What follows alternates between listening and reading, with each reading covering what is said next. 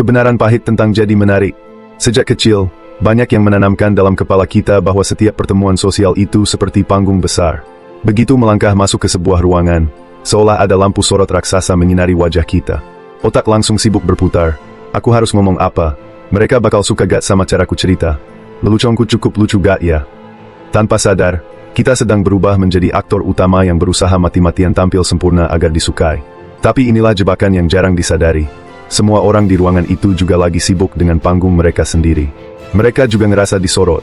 Mereka juga sibuk mikirin naskah mereka sendiri. Artinya, hampir gak ada yang benar-benar fokus sama naskahmu. Di titik inilah kebenaran itu terasa menampar. Orang gak terlalu peduli seberapa keren kamu tampil. Yang menarik, justru orang yang paling disukai bukanlah orang yang paling keras mencoba tampil menarik, tapi orang yang tahu caranya membalik arah lampu sorot.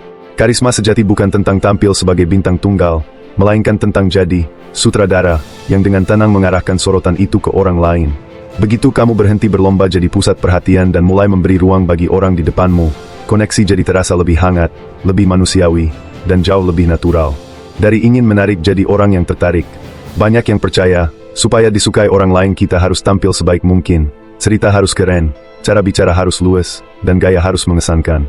Tapi kebenarannya, semakin keras kita mencoba jadi pusat perhatian, semakin kecil kemungkinan kita benar-benar nyambung sama orang yang diajak bicara. Kenapa? Karena kita sedang sibuk tampil, bukan benar-benar hadir.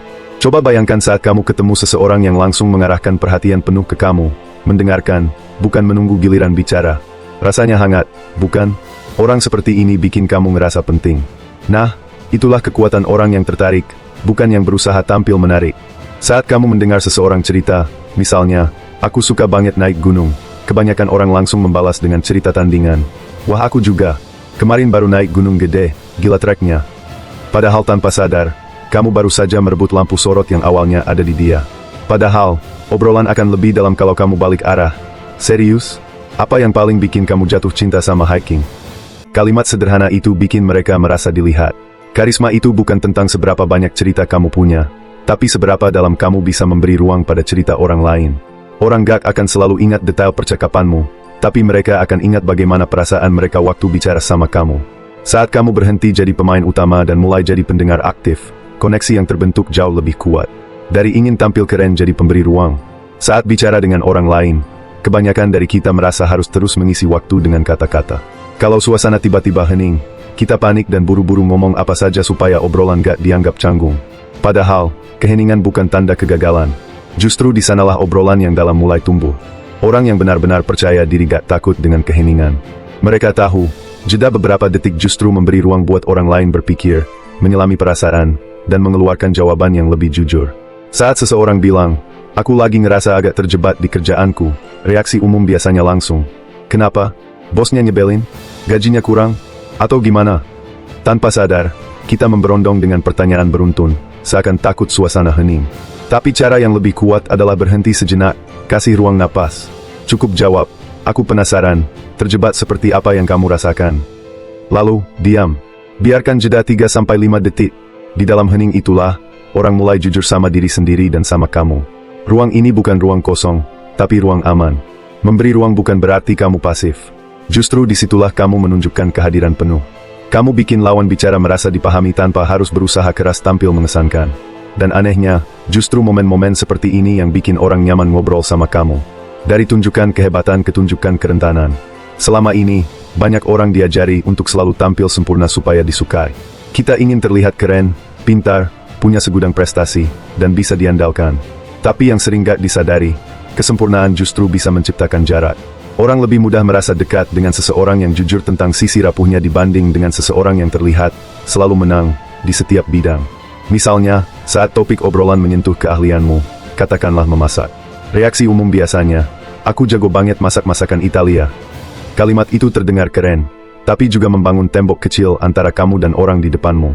Sekarang bandingkan dengan jawaban seperti ini, aku lagi seneng belajar masak steak, tapi jujur aja, sejauh ini hasilnya sering bikin dapur berasap daripada bikin kenyang. Kalimat ini bukan cuma bikin suasana cair, tapi juga mengundang senyum. Hal yang sama juga berlaku saat kamu dipuji. Kalau kamu buru-buru merendah dengan, biasa aja, suasananya justru jadi kaku. Tapi kalau kamu jawab dengan jujur, makasih ya, padahal 5 menit sebelum mulai aku deg-degan banget, Orang langsung merasa kamu manusia biasa, sama seperti mereka. Disitulah koneksi tumbuh, bukan karena kamu sempurna, tapi karena kamu nyata. Kerentanan bukan kelemahan. Justru itu bukti kamu cukup kuat untuk jadi diri sendiri tanpa harus bersembunyi di balik topeng kesempurnaan. Saat kamu berani menunjukkan sisi itu, kamu seakan berkata, "Hei, aku sama kayak kamu." Dan momen setara seperti inilah yang bikin hubungan terasa lebih hangat, bukan sekadar basa-basi.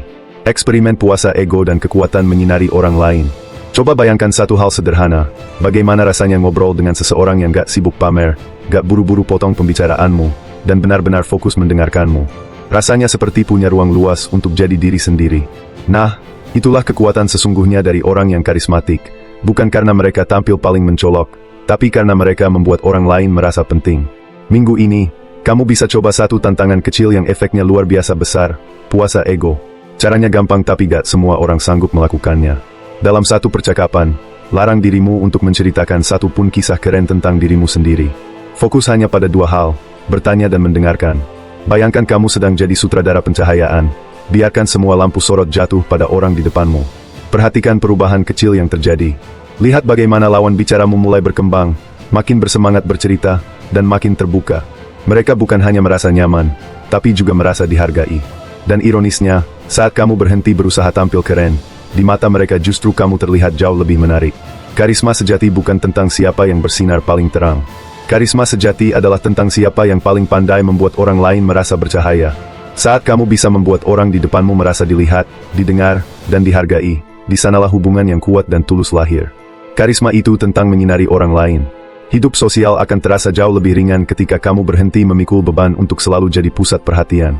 Kamu gak harus jadi yang paling lucu, paling cerdas, atau paling keren di ruangan. Kamu hanya perlu jadi seseorang yang benar-benar hadir. Saat kamu mulai membalik arah lampu sorot dan membiarkan orang lain bersinar, keajaiban kecil mulai terjadi. Setiap orang di dunia ini punya cerita yang ingin didengar. Saat kamu menjadi pendengar yang tulus, memberi ruang yang aman, dan berani menunjukkan sisi manusiawimu, kamu otomatis jadi sosok yang bikin nyaman. Kamu gak butuh naskah rumit, gak perlu topeng pencitraan. Cukup jadi manusia yang benar-benar mendengar dan memberi tempat. Karisma sejati bukan tentang menguasai panggung, tapi tentang membangun panggung bersama. Bukan tentang seberapa keras kamu bersinar, tapi seberapa hangat cahaya yang kamu pantulkan ke orang-orang di sekitarmu. Di momen ketika kamu membuat orang lain merasa berarti, disitulah mereka justru akan mengingatmu sebagai sosok yang istimewa. Jadi, mulai sekarang, gak perlu lagi khawatir tampil sempurna. Gak perlu memoles cerita sampai terdengar luar biasa. Jadilah sutradara percakapan, arsitek ruang, dan teman bicara yang gak sibuk dengan egonya sendiri. Karena ketika kamu bikin orang lain merasa spesial, kamu gak perlu berusaha jadi menarik, kamu akan terlihat menarik secara alami.